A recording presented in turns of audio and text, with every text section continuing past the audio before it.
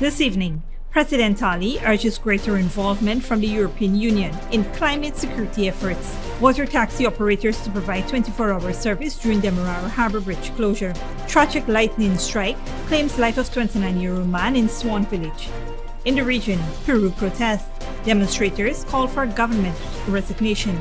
And internationally, South Africa deploys army to avert unrest after trucks torched.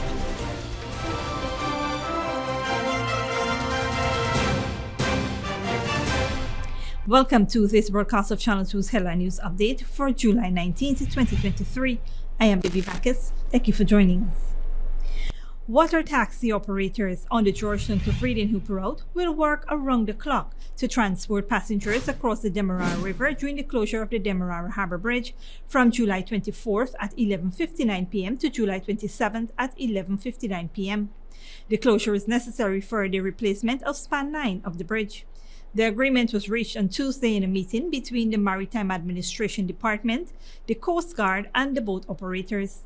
MARI's Director General, Captain Stephen Thomas, assured that fares will remain unchanged and security will be heightened along the waterways. Such measures include more frequent Coast Guard patrols and the establishment of police outposts at the Georgetown and Vredenhoop stellings to prevent increased crimes during the higher passenger volume. A rescue boat and at least one water ambulance will be available for emergencies. The Guyana Police Force Deputy Commissioner Rabindranath Budram stated that procedures from previous bridge closures will be implemented.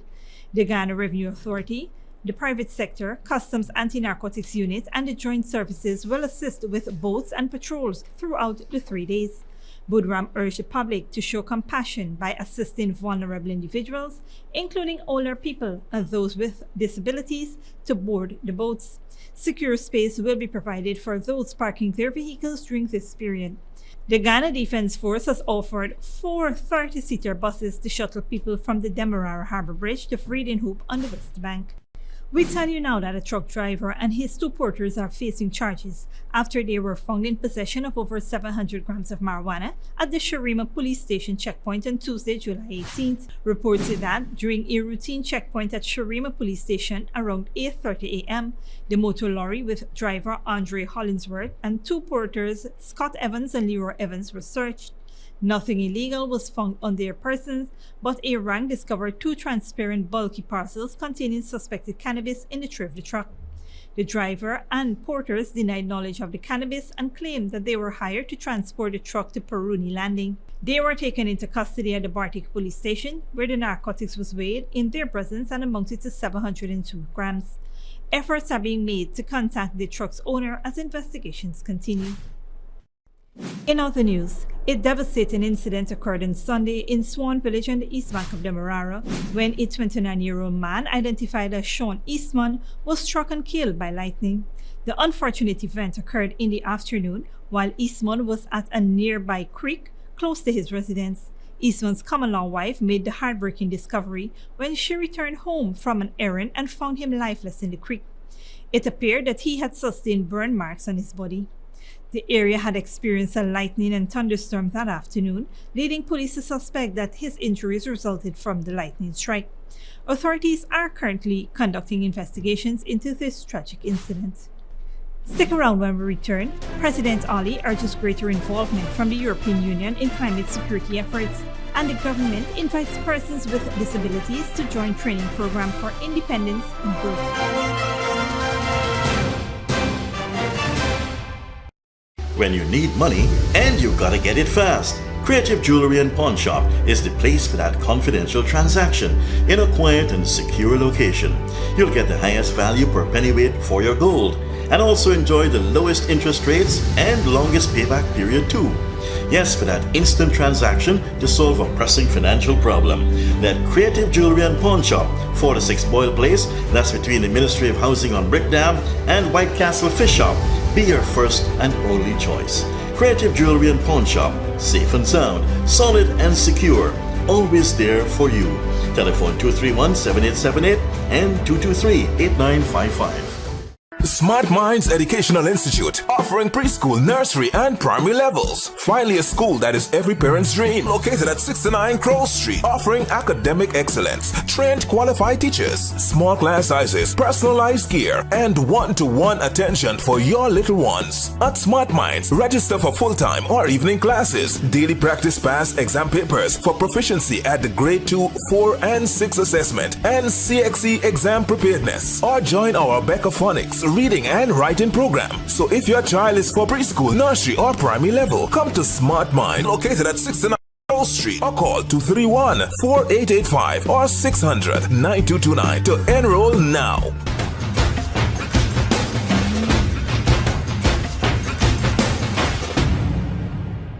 Hello, my fellow TikToker followers. Here's credit. And today, all we will be making Chinese noodles with peppies, chow mein, chicken fritters, and spice cake. For the noodles, all we will be using peppies, black pepper, cashew, Chinese sauce, soy sauce, garlic sauce, paprika, Chinese seasoning, chow mein seasoning, white spice, and all-purpose seasoning. Next, this chicken that we marinate, soak for all you don't know nothing with peppies, green seasoning, miracle seasoning, Pepper sauce, chicken seasoning, paprika, garlic powder, dark seasoning, black pepper, onion powder, and ginger powder, and document plantain flour, and then this butter we make with this quick peas powder, and we boil in high. We serve with peppies, barbecue sauce. Radical went to the supermarket and she proper buy up enough things. She feels she alone can cook, but she wrote in even wrong. He shaped like a guy in a map.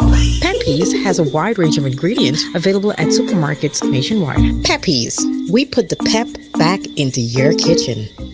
Good girl forget things.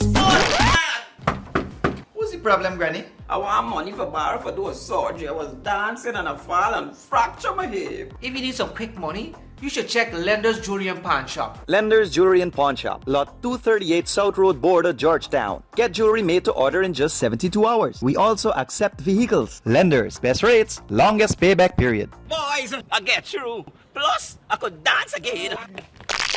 Lender's Jewelry and Pawn Shop. Welcome back. In a speech at the European Union Community of Latin American and Caribbean States Summit 2023 in Brussels, President Dr. Mohamed Irfaan Ali called on EU countries to participate more actively in the carbon credit market and provide increased financing for the United Nations Sustainable Development Goals. He emphasized the importance of a joint energy strategy between the European Union, Community of Latin America, and Caribbean states to address climate change effectively. Guyana, already a leader in climate change action, received its first payment for carbon credits, reinforcing its commitment to combating climate change and utilizing its forest resources sustainably as outlined in the Low Carbon Development Strategy 2030. Demerara secondary school student who was medevaced to the Northwell Health Burn Center, Staten Island University Hospital in New York 2 months ago, is scheduled to return to Guyana next month, Minister of Health Dr. Frank Anthony told reporters on Monday. According to Dr. Anthony, the child has been recovering well after undergoing several surgeries. The teen was one of 2 critical victims of the fire at the Demerara Secondary School's female dormitory who had to be medically evacuated to the United States for treatment. The fire tragically claimed the lives of 20 children, 19 girls, and a 5-year-old boy. The Ministry of Health transferred the girl to the American Hospital for specialized treatment, and the Northwell Hospital generously waived all costs for her care. Guyana's UN representative in New York has supported the child and her parents during this difficult time. Persons living with disabilities from across the country are encouraged to register for the Ministry of Human Services and Social Security training program. The initiative is an effort to provide persons living with disabilities with necessary tools to be independent. The space will be utilized for focused training, allowing for the delivery of targeted programs that meet the specific needs of individuals with disabilities. Some of these programs include basic computer skills, which will commence on July 24th to August 2nd, job access with speech for the visually impaired from August 7th to August 11th, and garment construction from August 21st to August 25th. A classroom will consist of 15 to 18 participants to ensure that small class sizes are maintained to meet the unique requirements of persons living with disabilities and to provide them with an approach that allows for personalized attention. Additional programs to come on stream include adult literacy and numeracy. The program aims to reintegrate persons with disability into society. It has a duration of 8 days. The ministry is exploring other programs, sustainable agriculture, and audio and visual editing. These programs will be rolled out in every region once there is a cohort of 10 to 15 persons. Over 300 persons with disabilities have received training over the past 12 months and are committed to creating equal opportunities, resources, and a nurturing environment to foster growth and empowerment.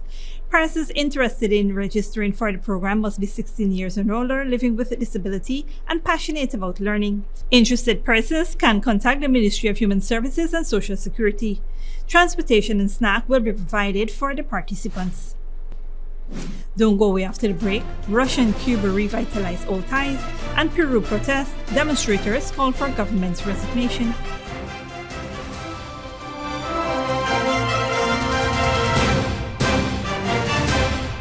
Good girl forget things. What's the problem, Granny? I want money for borrow for those surgery. I was dancing and I fall and fracture my hip. If you need some quick money, you should check Lender's Jewelry and Pawn Shop. Lender's Jewelry and Pawn Shop, lot 238 South Road Border, Georgetown. Get jewelry made to order in just 72 hours. We also accept vehicles. Lender's, best rates, longest payback period. Boys, I get through. Plus, I could dance again.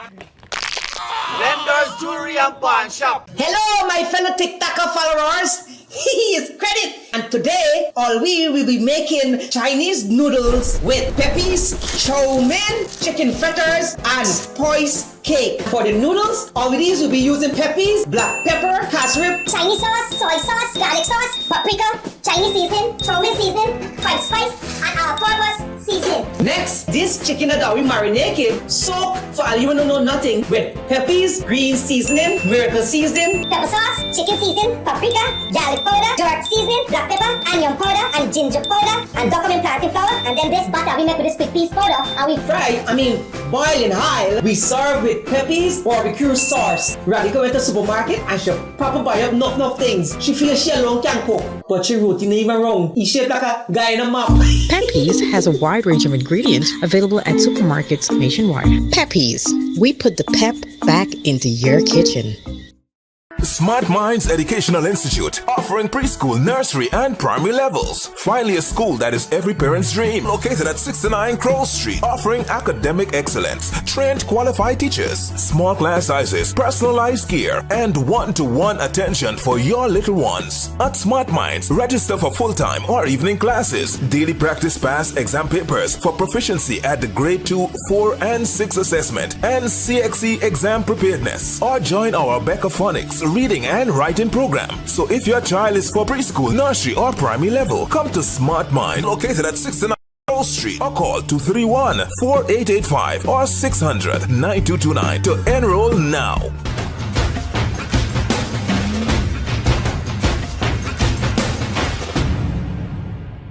When you need money and you gotta get it fast, Creative Jewelry and Pawn Shop is the place for that confidential transaction in a quiet and secure location. You'll get the highest value per pennyweight for your gold and also enjoy the lowest interest rates and longest payback period too. Yes, for that instant transaction to solve a pressing financial problem. That Creative Jewelry and Pawn Shop, 46 Boyle Place, that's between the Ministry of Housing on Brickdam and White Castle Fish Shop. Be your first and only choice. Creative Jewelry and Pawn Shop, safe and sound, solid and secure, always there for you. Telephone 231-7878 and 223-8955.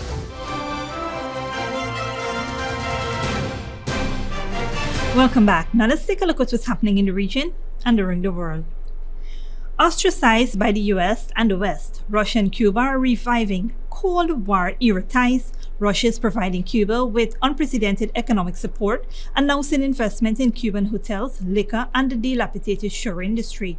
Al Jazeera's Ed Agustin reports. Towering over the city, the Soviet embassy in Havana was opened in the 1980s, the high point of Cuban-Soviet relations. After the USSR disintegrated, Cuban-Russian relations hit rock bottom before slowly reviving over the last 2 decades. But as this former Cuban diplomat points out, recently the relationship has become much stronger. If you take the speeches and the political pronunciations of 10 years ago. I think Raúl Castro himself said, we have 3 strategic allies, China, Venezuela, and Vietnam. He didn't mention Russia. Yet, if you say that today, who are these Cuba's strategic allies? Russia will come in the first place. The catalyst, the war in Ukraine. Russia is not only in need of allies, but hemmed in by Western sanctions, it needs trading partners and places to invest. Both nations, Russia and Cuba, have unjust sanctions imposed on them that originate from the same enemy, the Yankee Empire. Havana's position on the war in Ukraine has shifted over time. At first it said that NATO expansion formed the backdrop to the conflict, but it opposed the use of force, a reference to Russia's invasion. At the UN, Cuba has consistently abstained from condemning the invasion. While the US and its NATO allies have rallied around Ukraine, as the war has progressed, Cuba has thrown its lot in with Russia. Cuban President Miguel Díaz-Canel this May even offered his country's unconditional support to Russia's clash with the West. Meanwhile, Russia is providing Cuba with unprecedented economic support. Trade between the two countries tripled last year and is up again this year, mostly Russian oil deliveries, which are helping to keep the lights on. Amid a flurry of trips by senior officials this year, Cuba has given Russian companies long-term land concessions and tax breaks. Nothing and no one can stop the economic, commercial, financial and cooperative relationship between the governments of Russia and Cuba. Russia has announced investments in Cuban hotels, liquor and the dilapidating sugar industry. After reneging on normalization, successive US administrations have lashed the island with sanctions over the last 6 years. With its economy in shreds, Cuba is looking for help wherever it can find it. A Russian warship docked in Havana last week, grist to the mill for the US political right that's trying to present Cuba as a national security threat. This ever closer relationship, forged by world events, makes any rapprochement with the US even trickier. Ed Agustin, Al Jazeera, Havana.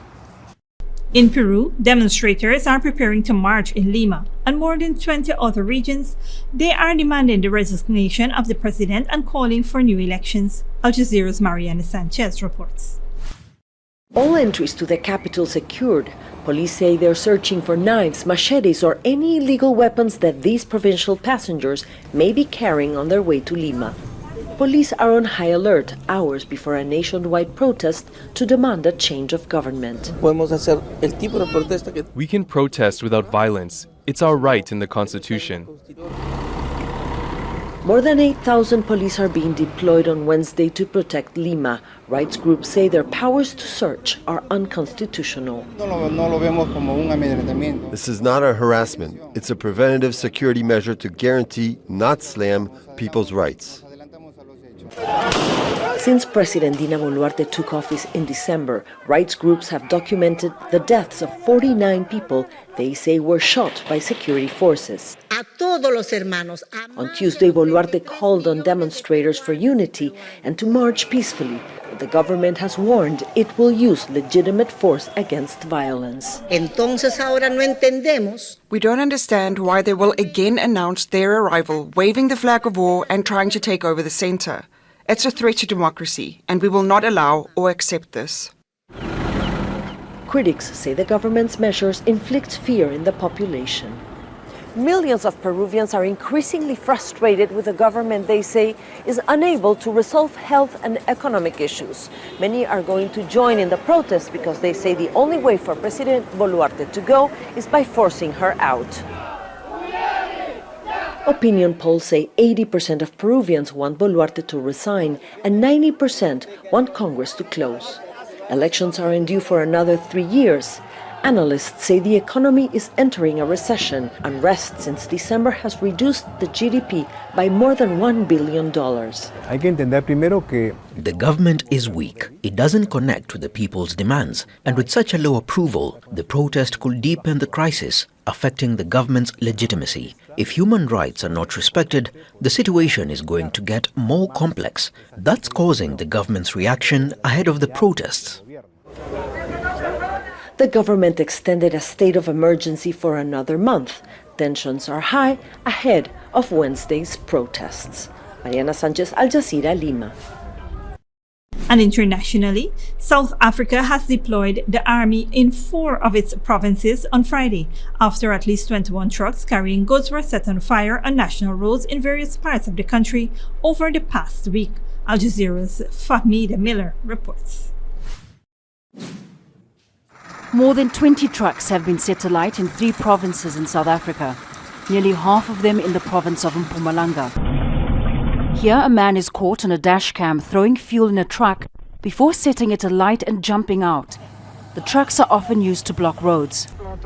Authorities have not established who's behind the attacks and whether they're connected. But with high unemployment, the hiring of foreign truckers is fueling tensions. The first motive was the foreign drivers. That's when they first started out and closing towns and taking keys of trucks. That was because of foreign drivers, because they say I have to employ South African drivers. But now it looks to be like they're extorting the companies, because they say, okay, listen, last week we burned 20 trucks. Now I'm at your premises, I say, okay, employ my 10 drivers. You have to employ them for this salary and with this conditions. Those arrested are suspected to be affiliated with the All Truck Drivers Foundation, or ATDF, who have said they want more South Africans hired, but they've denied any involvement. The government's calling the arson economic sabotage. 2 years ago, South Africa's economy lost billions of dollars following riots linked to the jailing of former President Jacob Zuma. And it's worried these attacks may further stoke tensions in a country with 1/3 of the population out of work. Mary Pardee, who heads the Truck Owners Association of South Africa, says they're already losing revenue. But now, because of this escalating violence and the escalating issues that cannot be resolved, obviously they are pointing back to the government. It affects operators and the economy is not growing. But in the actual fact is that we will have to balance the scale and make sure that we hire South African truck drivers. The association says 5 years ago, foreigners made up 90% of truck drivers. It's since dropped marginally to between 70 and 80%. 80% of goods transported through South Africa are carried by road. But as long as these attacks continue, people are concerned the economy will suffer and their jobs and even their lives could be lost in what's becoming an increasingly dangerous industry. Fahmida Miller, Al Jazeera, Mpumalanga. This brings us to the end of our regional and global news coverage. Up next is the 3-day weather forecast.